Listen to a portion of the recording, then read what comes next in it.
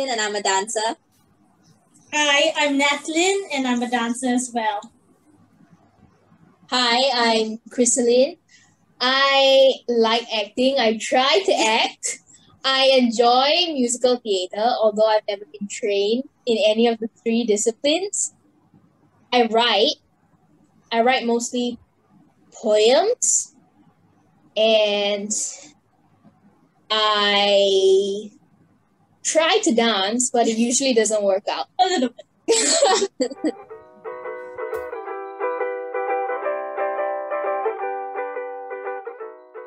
For both Nat and I, we started off just with lots of fun exploration at home, creative movement. We were homeschooled, so we had a lot of time to just move around and play and just, be kids. And we're only a year apart, so we always had each other to kind of have a playmate and like move around with. So that's ultimately how we started. And then from there, we took classes and decided at some point that, we really enjoy this and want to continue doing it. But ultimately, it started at home, yeah. When I was 13, I think, 13 or 14, they were having a show and they joined Short and Sweet. So they had to put in a piece for, how long was it, 10 minutes? Yeah, it was a 10-minute piece. And they, for some reason, recruited, I was one of the dancers, even though I could not dance. So that was stressful, that was nerve-wracking, and it was also kind of fun. It was definitely a journey, and it was an interesting experience, also a frustrating experience. But I think from that time, when I performed on that night, it sparked that desire to perform in me again. And it awoke that side of me that enjoys being on stage, that enjoys the feeling of performing and being on the stage and putting on a show for people to see with the lights and not really being able to see the audience, even though they can see you and every little mistake that you make. I think our parents also really encouraged us to pursue creative things. So that was really, really good for us. Growing up also, like you say, how did we get into the art scene? I think we were given a lot of space to really just explore what we enjoyed. And clearly, as you can see, we both of us dance, but Krisa does all sorts of things where she, picks up interest in also, I think. So just, that's how it began, is the space to create and the space to explore as children. And then, of course, down the road, many people who have sown into our lives and opened doors for us to put on shows, like be on stage and meet people. Yeah.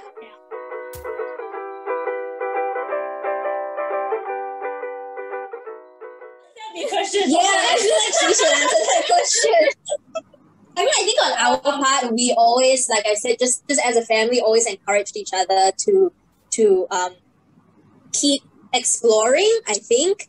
But we've never really kind of put it on our younger siblings to do what we were doing. I think we always knew that, like I mentioned before, we did a lot of things together, Nat and I, growing up, but we knew that Krisa was quite different from us in a way in terms of interest and expressing herself. So I don't think we really ever influenced her in terms of because we were in the art scene. I don't think so, but I think we do. We all see the potential and in her and how she's very natural in speaking and in performing. And so of course we encourage her to do that. Yeah. Yeah, but she should answer that. How do you feel influenced by us, if at all? I still think, although I am interested in musical theater, I still think that dancing is not for me. But like Ash has said, we did grow up in a household that was very encouraged that we would be expressive and allowed to explore the arts and whatever other interests that we wanted to do. I think in terms of growing up alongside these two, it was always going to a lot of their performances and watching them dance and being like, yay, you guys are good. I'm not going to do it, but you guys are good.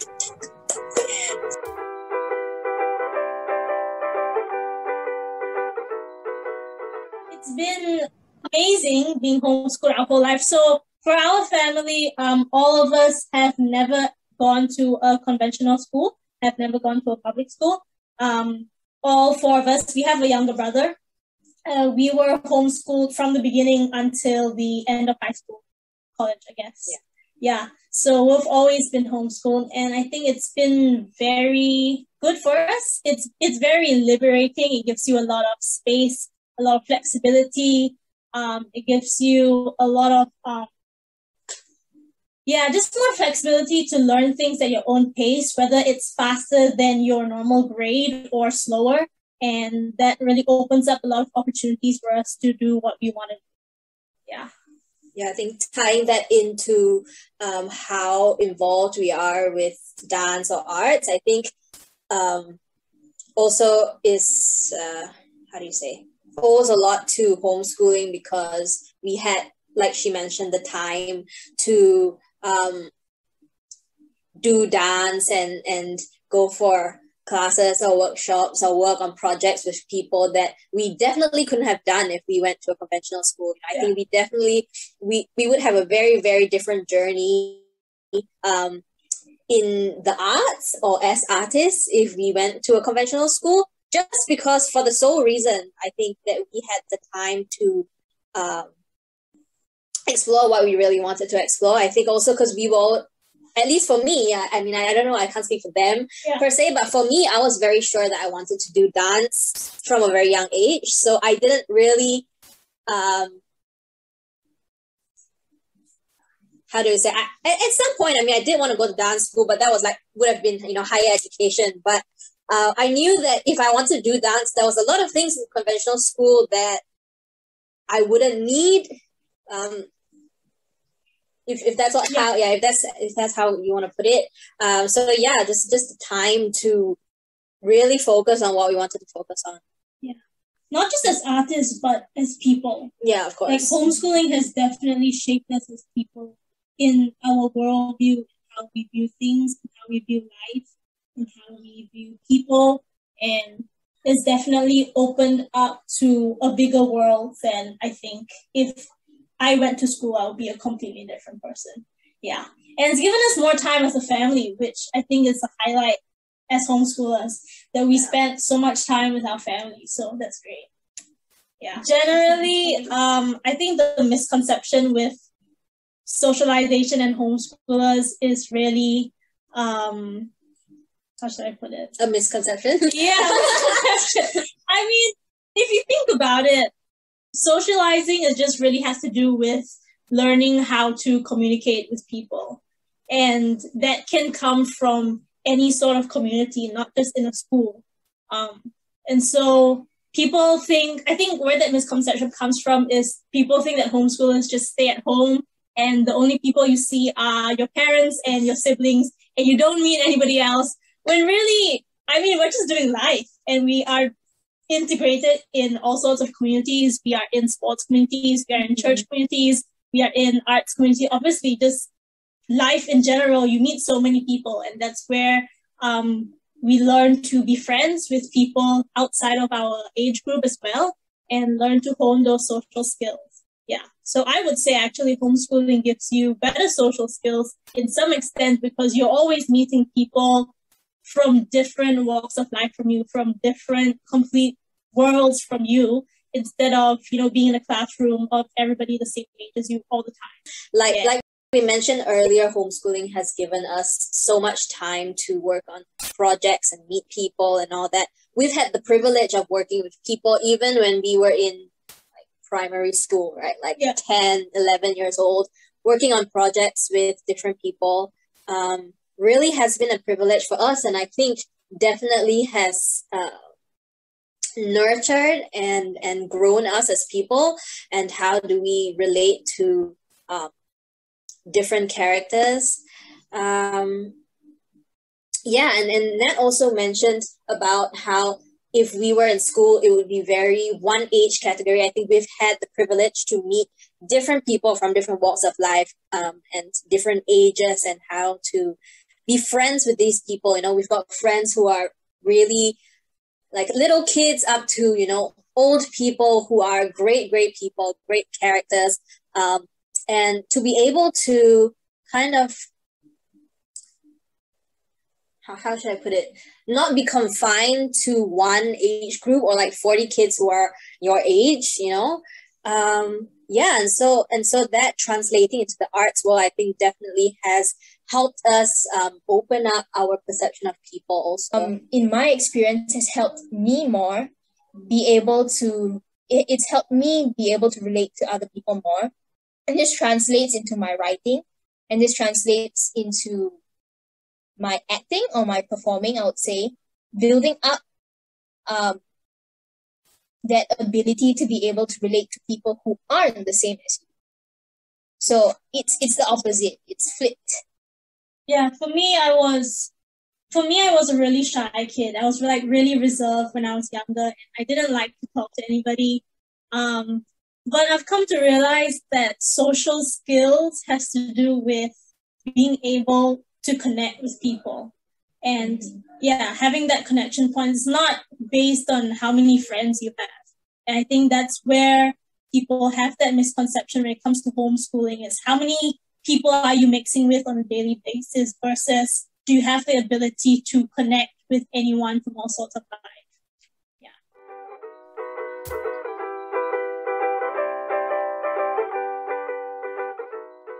Play sports also. We all do.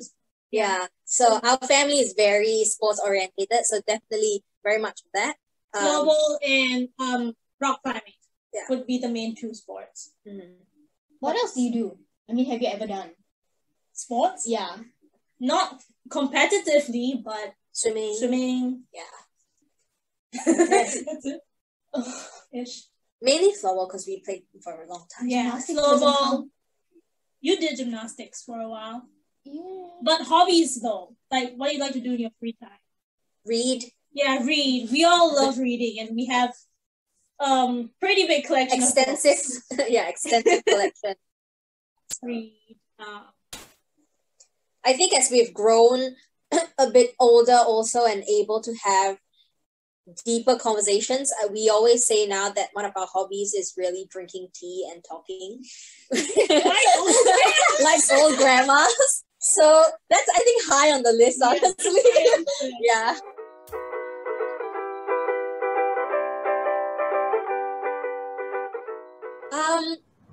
I think, you know what's really interesting is that all three of us are really alike in some ways and really, really different in other ways. So sometimes the differences complement each other, and sometimes the similarities causes like clash, I think. But one thing I think for both of them that I will say is they are both really good workers, just in general, to both of them. Yeah. So whether it's in homeschooling in school or in the arts or just generally as people, like when they take on a project, I think they really invest a lot of themselves in what they do. I think that really sums up, because like I think when you're invested in something, you bring your love and your passion and your work ethic and your I don't know, you bring yourself, right? I think that's what these two are. They really present themselves and invest themselves in what they're doing. I think that's what I really like about them. And that's what makes them really good artists in their craft, and also really good people. Because I think even in a conversation, they're going to be invested in the conversation, even if it's just that. Yeah. What do I not like?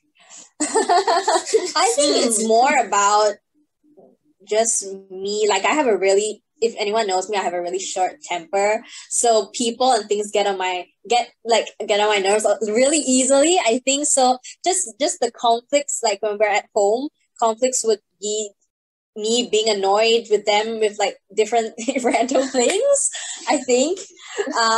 But I think for me, Krista, like I said, like differences, we are most, I don't know. I think that Preferences. right, Krista and I have very different preferences. Yeah. So when it comes to certain things where we disagree on preferences, then we disagree. But overall, I honestly think that they're really, really good people, like great people. I can tell you what I don't like about her. That's easier. She's so correct and so like polite and careful about her words.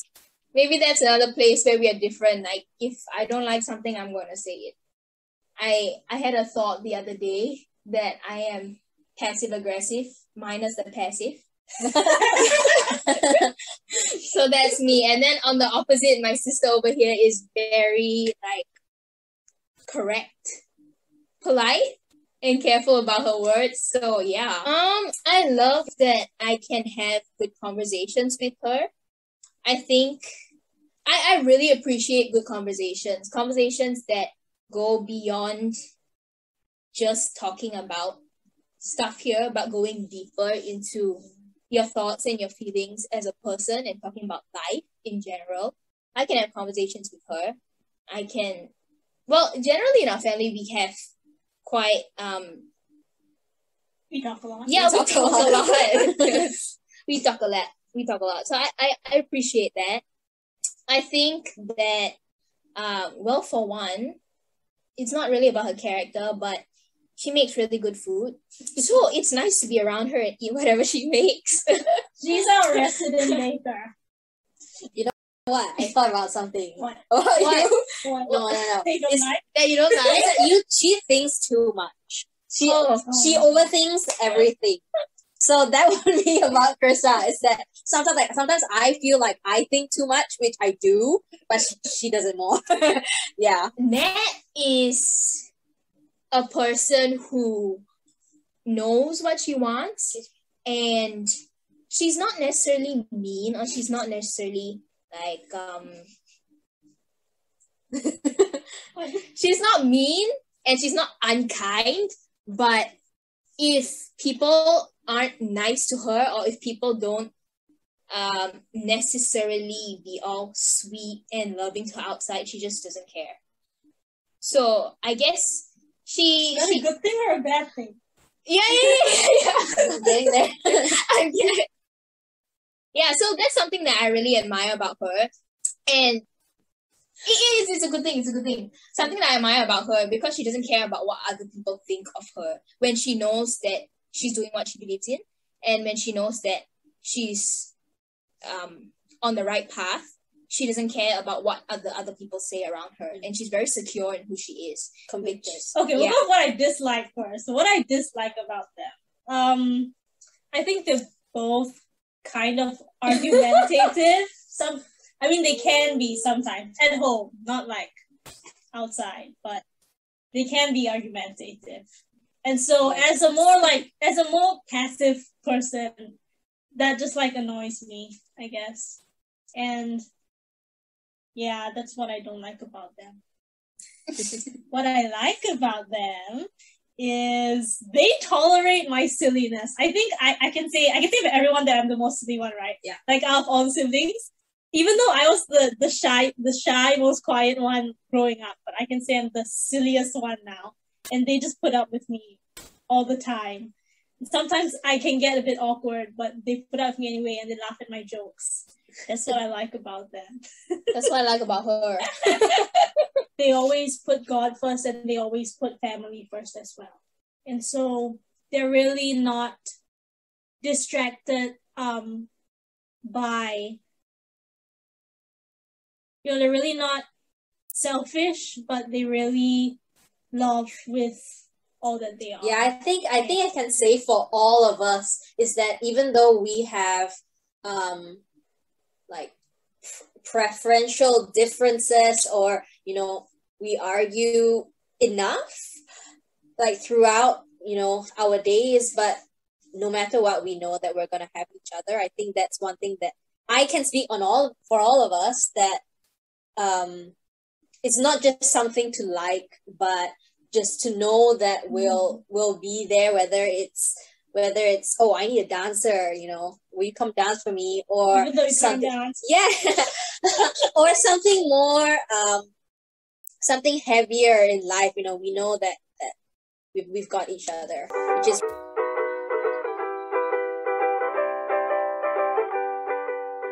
For me, I've had very many great opportunities and memorable instances in the arts world, but I think one that has stood out and also made an impact to me as a young artist was working with Ida Reza for the first time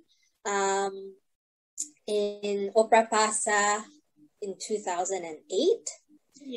Yeah, and we did a it was like a 3-month-long project, I think, where we had a bunch of young dancers come together, and she worked with us, workshopped. Every weekend we went to, we built it based on Campbell Street Market, so it was kind of like a site-specific thing, and we had workshops and basing our dance on different stalls that were there, and dancing like chickens and fish sellers, and it was really very eye-opening, I think, to creation as a young dancer, and just meeting different people, and getting to work obviously with Ida, and Nan and I were doing that same project. So that was our first time working with her, and from that has sparked many more times where we were able to work with her and take on different projects. So that was a very memorable one for me. I think just being encouraged as a young dancer to take initiative of our work. I think looking back, I think that's one of the things that stands out, is that nobody spoon-fed you anything. Is what I remember about that, is that even though we were 9, 10, 12-year-olds, we were expected to own our work. And I think that was really, really special experience. Yet at the same time, people were there to encourage and to nurture and to sow into us. So I look fondly on that project. Yeah, it definitely left a big impact on me. I think opening up my eyes to a bigger world of contemporary dance or even creative movement. And we started exploring movement and dance at home. But that project really opened my eyes to something new. And of course, meeting Miss Ida, she's amazing, and she just has such a big heart. But yeah, getting to dance as a chicken with a live audience, that has a special place in my heart. It was kind of like a multi-talent showcase / competition award thingy. So I was there, and what I was doing is I was reciting one of my poems. I was performing one of my poems, and it was about phones. It's called In a World Where Smartphones Rule. So it's basically about how smartphones are ruling our world right now, and how it's taking over our ability to have meaningful, personal conversations with other humans. That's basically what it's about. And so I had a phone, I had a real phone with me, and I also had a phone that was real, but it was old and it was dead. But the audience didn't know that. So as I was performing, I was using it as a prop. I was waving it around. I was moving with it. And then at one point in the climax of the performance, I threw it. And the audience didn't know. They thought that was a real phone. I threw it, and everybody was like... So that was pretty memorable. It was fun.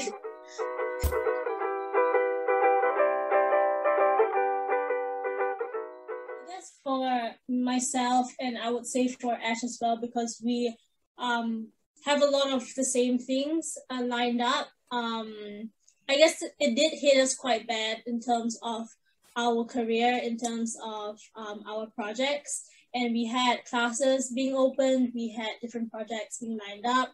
And we were, before the first lockdown last year, we were having quite an intense training and preparing for a show that was canceled just as the first lockdown was announced. So that was a big blow for us. And I know performing artists all over the world experience the same thing. But personally, I mean, it doesn't take away the pain. So it did hit us quite hard.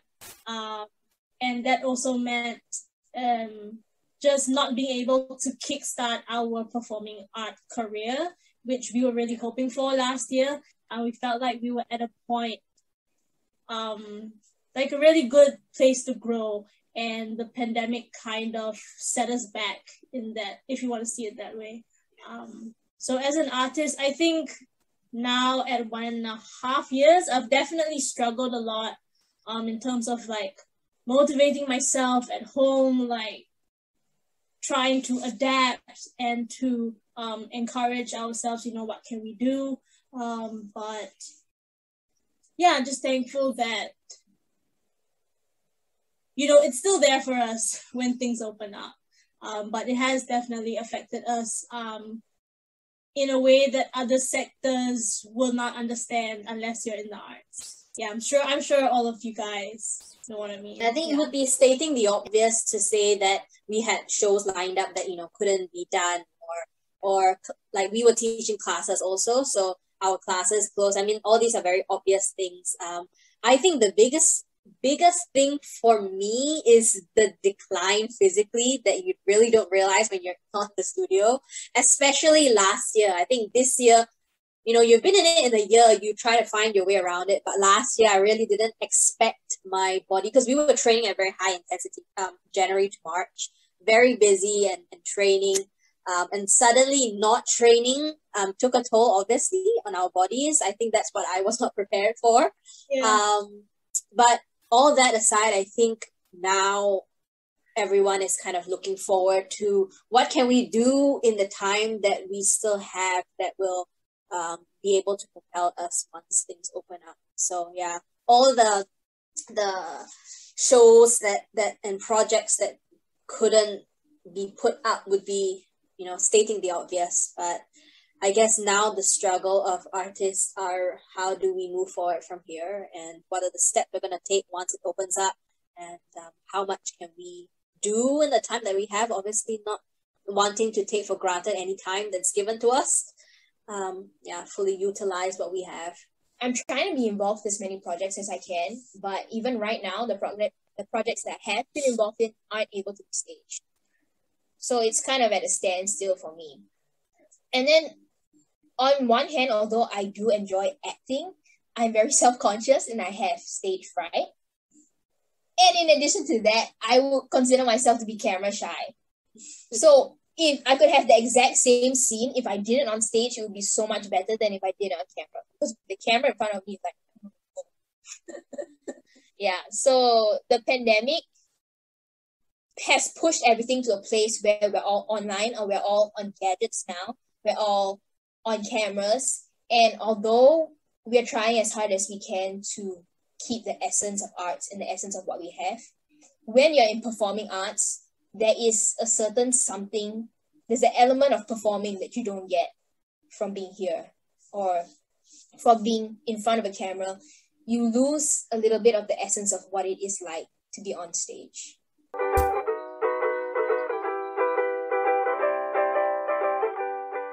Since we can't be in the studio, we do have certain plans that we hope will be able to put in place once it opens up. So I think both for Nat and I, we've got some projects and choreographies that we are kind of working through that we want to kind of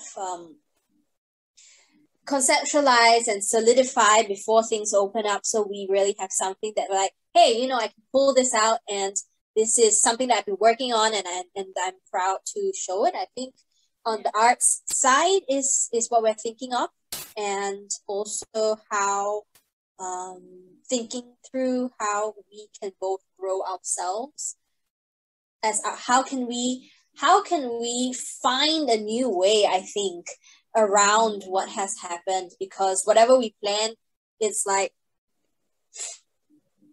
may not be like, you can't fall back on that anymore. So definitely putting down what we can, planning what we can, and how we're going to work together.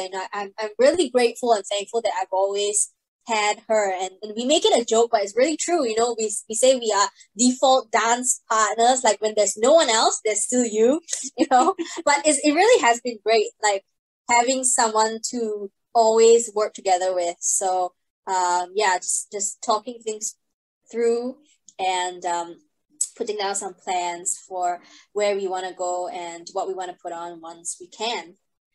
Different ideas, yeah. Other than that, really a big bulk of our time has gone to baking and cooking. And so last year, Ash actually started selling her baked goods. So she was making us breads and handmade breads and cakes and stuff, and we were just enjoying it. And then we were like, you should sell this because it's good. So she started selling that last year. And then, so we do breads and cookies and stuff. And then this year we kind of focus more on meals because we realize a lot of people don't cook. A lot of people eat out. And with the pandemic, it's actually a struggle, but that's what we've been doing. So we started our own business since last MCO, and we've been promoting our breads and cookies and home cooked lunch. Right now, I've been using this time. I'm still homeschooling, so I'm trying to read as much as I can and trying to write as much as I can to make use of whatever time I have left being at home now. Reading and getting in different kinds of books into my head, and also expressing myself through writing and trying to exercise that part of me and that expression. Because I think in the past year, I didn't write as much as I used to previously. So this year, I'm trying to write more to kind of get that back and to hone my skill of writing again. I kind of have a food business as well, but I don't do meals. I sell piety cups, so the shells, just the shells. My grandmother, she used to make piety, and she was really, really good at it. Yeah, I'm not as good as her, but I try.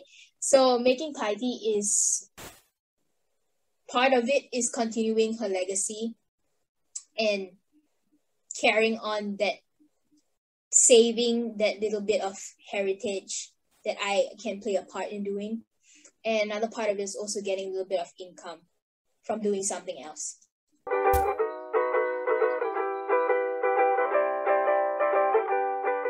I think be very sure about what you want, or be very convicted of what your beliefs are.